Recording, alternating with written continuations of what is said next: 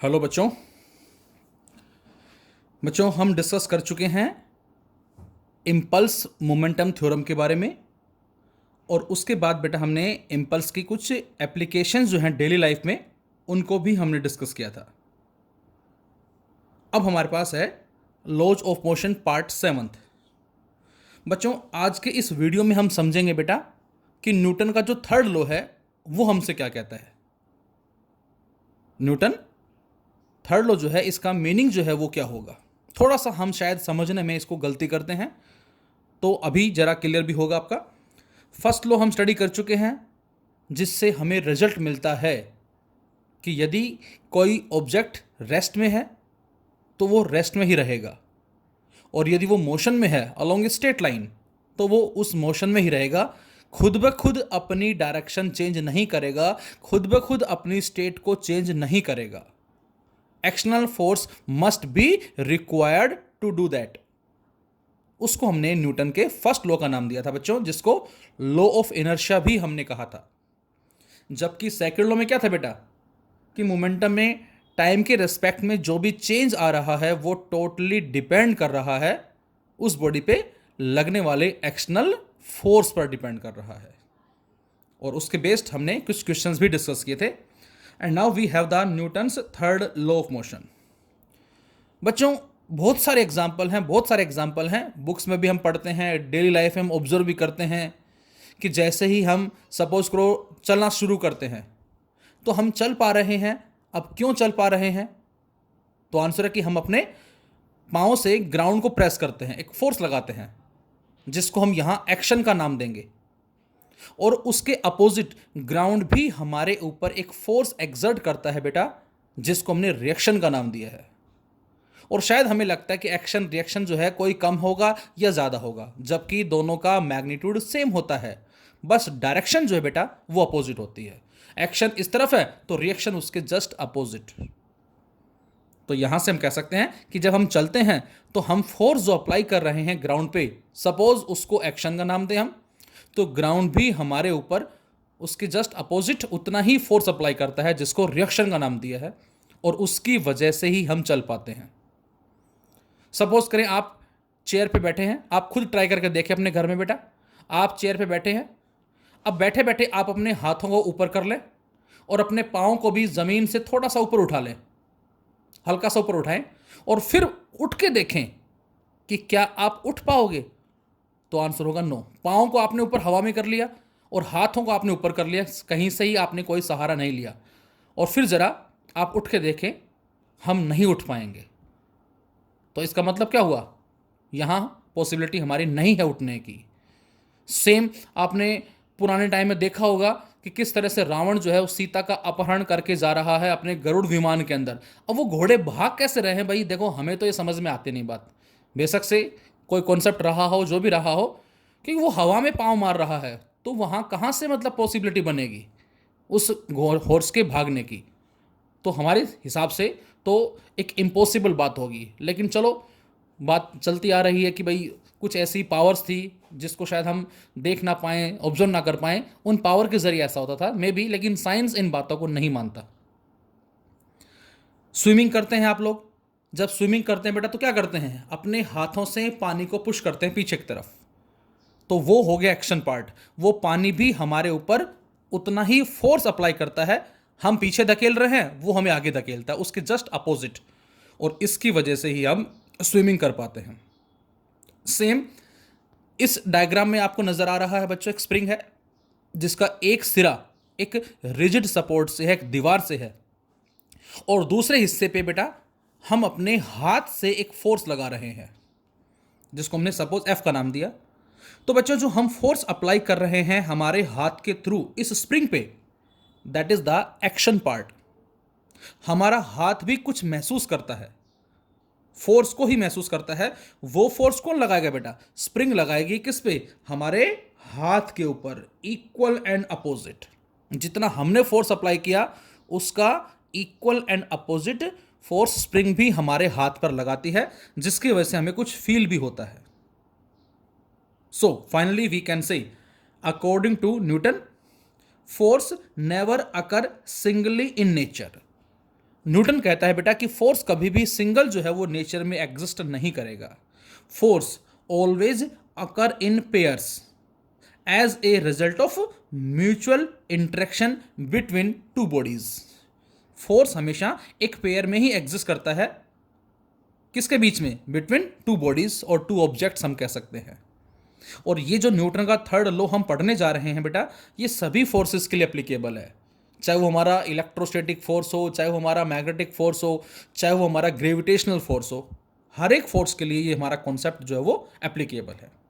So finally we can say according to Newton's third law of motion, to every action there is always an equal and opposite reaction. हर action के पीछे उतना ही equal and opposite reaction भी होगा। अब ये matter नहीं करता कि एक्शन कौन सा है, रिएक्शन कौन सा है। किसी को भी बेटा आप नाम एक्शन का दे सकते हैं और किसी को आप नाम रिएक्शन का दे सकते हैं। जैसे इस डायग्राम में मैंने दो बॉडीज दिखाई हैं, A and B. F A B, force exerted on A by B. FBA, force is exerted on B by A. तो बेटा A B का मतलब क्या होगा? A पे फोर्स B की वजह से, और FBA का मतलब क्या होगा? B पे फोर्स A की वजह से। अब इनमें से किसी को भी आप एक्शन का नाम दे सकते हैं और किसी को बच्चों आप रिएक्शन का नाम दे सकते हैं।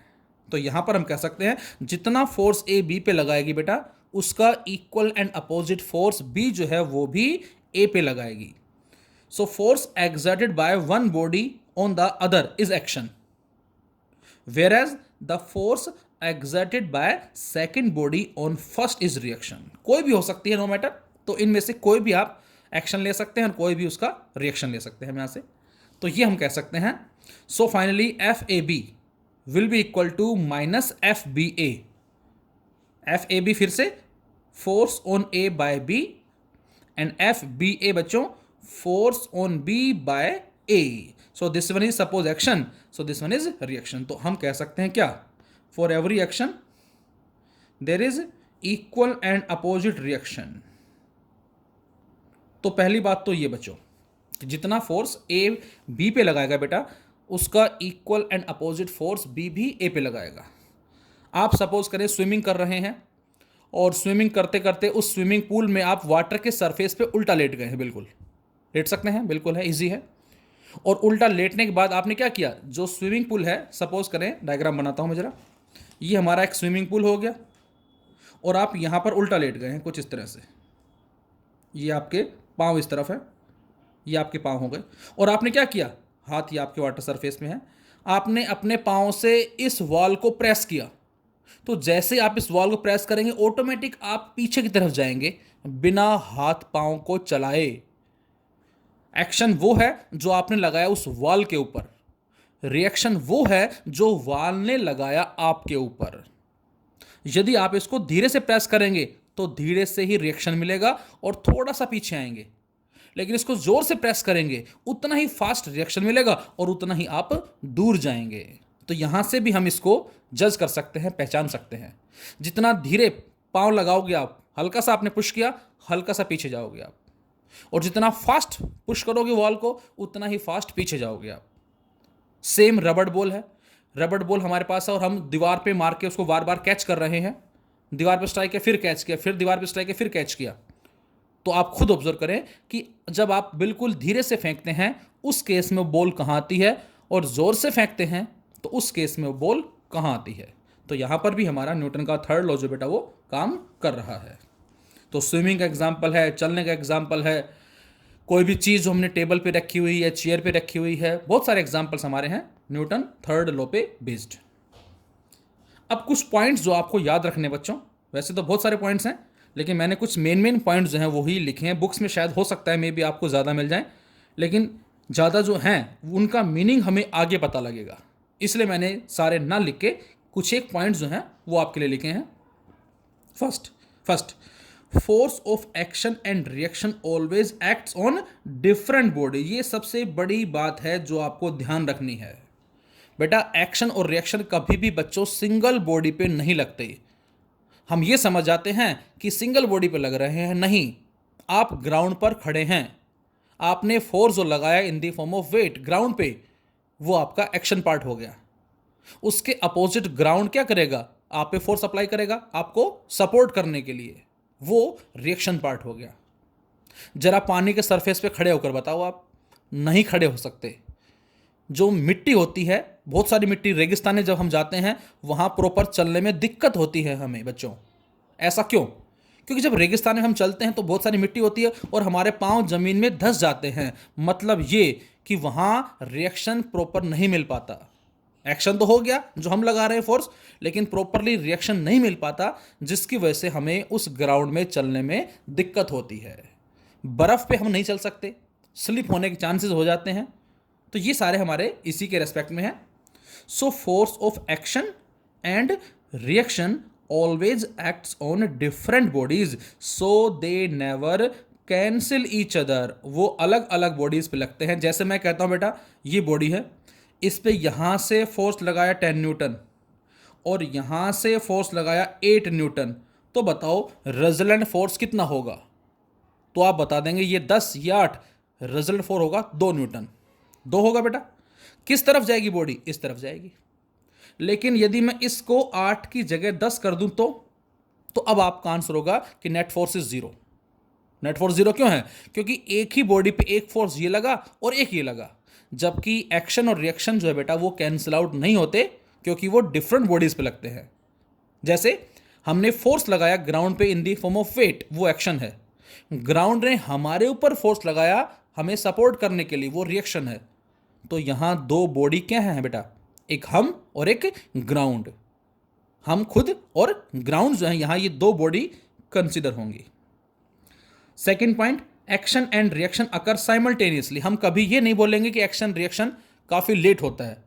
जैसे ही हमने एक्शन किया उसका तुरंत उसी इंस्टेंट पे हमें रिएक्शन भी मिलता है। तो एक साथ दोनों एग्जिस्ट करते हैं। Force of action and reaction are equal in magnitude and opposite in direction. ये पता ही आपको कि इनका मैग्नीट्यूड बेटा क्या होगा? सेम, और डायरेक्शन क्या होगी? अपोजिट होगी। Now the proof of Newton third law of motion. हमने ऐसा क्यों कहा? F A B will be equal to minus F B A. तो इसके प्रूफ के लिए बेटा हमने लिखा we consider an isolated system. बच्चों what is the meaning of isolated system? वो सिस्टम बच्चों जिसपे कोई एक्सटर्नल फोर्स काम नहीं कर रहा है, उसको बच्चों हम बोलते हैं आइसोलेटेड सिस्टम। वो सिस्टम जिसपे कोई भी एक्सटर्नल फोर्स काम ना करे, उसको बेटा हमने आइसोलेटेड सिस्टम का नाम दिया है। So consider an isolated system having two bodies. और उस सिस्टम में बच्चों हमने मान ली दो बॉडीज हैं A and B, which are moving along the same straight line, जो एक सेम स्ट्रेट लाइन में मूव कर रही हैं विद सम इनिशियल वेलोसिटीज। इसकी कुछ वेलोसिटी u1 मान सकते हो आप, और इसकी कुछ वेलोसिटी u2 मान सकते हो आप। मास में भी सेम है या डिफरेंट है, वट। अब जैसे ही दोनों का कोलिजन हुआ, कोलिजन होते ही क्या हुआ बच्चों? ए ने बी पे फोर्स लगाया और बी ने ए पे फोर्स लगाया। अब यदि आपस में फोर्स लगेगा तो क्या होगा? ऑब्वियस है इनकी वेलोसिटी का जो मैग्नीट्यूड है, जो स्पीड है बेटा, वो कम ज़्यादा हो जाएगी। मे बी कम हो जाए या ज़्यादा हो जाए, हो सकता है एक की बढ़ गई दूसरे की घट गई।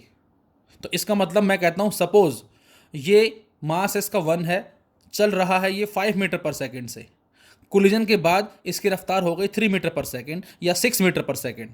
तो इसका मतलब इसके मोमेंटम में एक चेंज आ गया। किसका? ए के मोमेंटम में।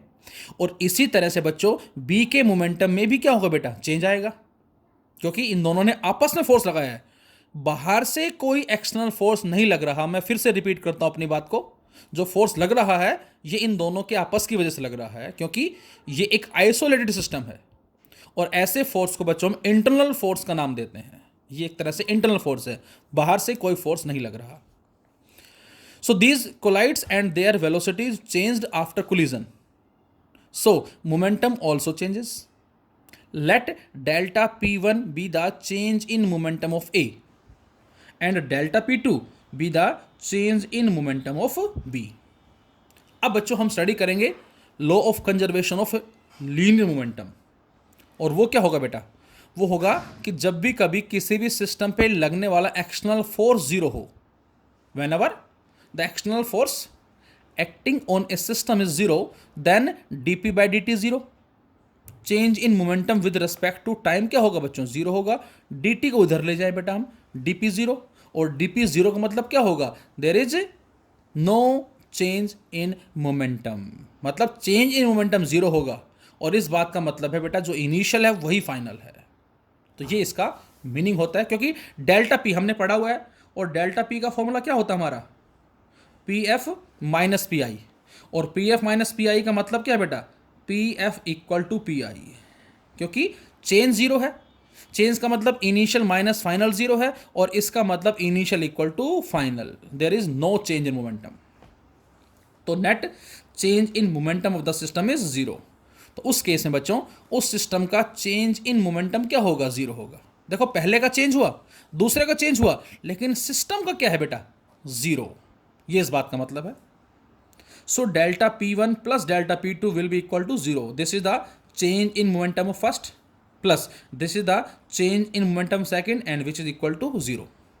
इसको इधर ले आए बच्चों हम, delta P1 equal to minus delta P2, और बेटा दोनों तरफ डिवाइड कर दें डेल्टा T से, और यहां डेल्टा T क्या है, नेग्लिजिबल टाइम, मिनिमम टाइम, ना के बराबर टाइम, वेरी स्मॉल टाइम। तो यहां से बेटा delta P1 by D T कर दिया, और इस तरफ भी delta P2 by D T कर दिया, माइनस साइन है ही।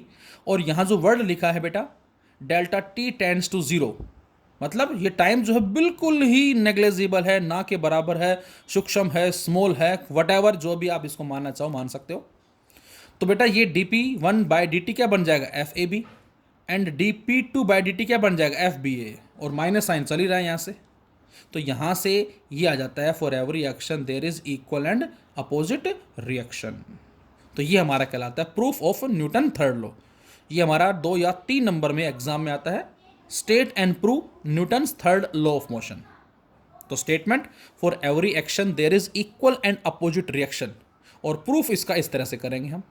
एक आइसोलेटेड सिस्टम लेके चलेंगे बच्चों, जिसमें हमने 2 बॉडीज कंसिडर की हैं जो ट्रैवल कर रही हैं स्ट्रेट लाइन के अक्रॉस। दोनों में कोलिजन हुआ, कोलिजन के बाद उनकी स्पीड चेंज हुई, और उसके बाद हमने उनका चेंज इन मोमेंटम लिखा जो इस तरह से होगा। आप लिखना चाहें लिख सकते हैं इक्वेशंस की फॉर्म में भी, या सीधा भी ऐसे लिखा जा सकता है। और यदि किसी सिस्टम पे लगने वाला एक्सटर्नल फोर्स जीरो है, then the total change in momentum is zero. इन दोनों को इस तरफ रखा हमने, एक को राइट साइड में ले गए, डी टी से डिवाइड कर दिया, और उसके बाद रिजल्ट आ गया F A B equal to minus में F B A. Now we have some illustrations और वी कैन से एग्जांपल्स। बहुत सारे एग्जांपल्स हैं। इस टेबल पे ये बुक रखी हुई है बेटा, this is a table and this is the book. तो यहां पर ये बुक रखी हुई है, नीचे क्यों नहीं गिर रही? तो आंसर है इस बुक का जो वेट है बेटा वो लग रहा है नीचे की तरफ, due to gravitational pull of earth we can से, जिसको हमने एक्शन का नाम दिया। अब ये टेबल क्या करेगी, उसको सपोर्ट प्रोवाइड करेगी, जिसको हमने रिएक्शन का नाम दिया। तो बच्चों ध्यान से, यदि मैं आपसे कहूं what is the angle between action and reaction, तो आपका आंसर होगा 180 डिग्री। ये हमने एग्जाम में क्वेश्चन दिया था कि what is the angle between action and reaction whenever a book lying on A horizontal table, ये आंसर आ जाएगा। लेकिन इसी बुक को हम किसी इनक्लाइन प्लेन पर रख दें तो बच्चों, ये हमारा एक इनक्लाइन प्लेन है और बुक हमने रखी है कुछ इस तरफ। अब तो बेटा अब ये होगा M G, this is the M G and this is the normal reaction, जिसको हम नाम देंगे। रिएक्शन पार्ट यहाँ है इस बार, और ये बच्चों होता है एंगल थीटा, ये भी थीटा है तो बेटा ये भी थीटा होता है हमारा, इसके बारे में हम बात करेंगे। ये होता है एम जी कोस थीटा और ये होता है एम जी साइन थीटा। तो यहाँ अब आप देख सकते हैं इसके बीच में और इसके बीच में एंगल 180 नहीं है, कुछ और है। क्या होगा इसके बारे में भी हम बात करेंगे आगे। फिलहाल दूसरा example, firing from a gun. जैसे हम गन को फायर करते हैं बच्चों, तो बुलेट जाती आगे, गन आती पीछे। तो यहाँ पर भी एक्शन रिएक्शन काम कर रहा है। थर्ड, जो अभी मैं बात कर रहा था, it is difficult to walk on A sand और आइस। मिट्टी में या बर्फ पे चलना बड़ा मुश्किल होता है। क्यों? This is because on pushing sand gets displaced and reaction from Sandy ground is very little. जैसे ही मिट्टी पे हम पाँव रखते हैं बेटा, सूखी मिट्टी, बालू मिट्टी जो है वो स्प्रेड हो जाती है, और उसकी वजह से क्या होगा, उसकी वजह से जो रिएक्शन मिलता है हमें वो बिल्कुल ही स्मॉल होता है। Same in case of ice, same case है बेटा आइस के अंदर भी। क्या, the force of reaction is small because friction between our feet and ice is very little. Friction हमें चलने में हेल्प भी करता है, ये भी हम बात करेंगे आगे। फ्रिक्शन हो तो दिक्कत और ना हो तो दिक्कत। तो यहाँ पर सैंडी ग्राउंड पे चलना हमारे लिए मुश्किल होता है क्योंकि रिएक्शन पार्ट बड़ा कम होता है। दलदल आपने देखा है, दलदल में पाँव रखते ही हम अंदर जाते हैं क्योंकि वहाँ प्रॉपर रिएक्शन नहीं मिल पाता, जिसकी वजह से हम नीचे चलते जाते हैं। इसके अलावा स्विमिंग हो गया, वॉकिंग हो गया, ये सारे हमारे न्यूटन के थर्ड लॉ पे ही बेस्ड हैं। इसके अलावा आपने देखा होगा रोटेटरी लॉन स्प्रिंकलर देखा होगा बच्चों आपने। ये लॉन के अंदर ये इस तरह से एक जो फुहारा टाइप चलता रहता है, इसमें से पानी निकल रहा है, घास को पानी भी मिल रहा है और साथ साथ एक घूमता भी रहता है बच्चों। अब यहाँ घूमने के पीछे क्या कॉन्सेप्ट है, तो आंसर है the action of A sprinkler is based on third law of motion. इस स्प्रिंकलर का जो एक्शन है बेटा वो न्यूटन के लॉ पे ही वर्क करता है।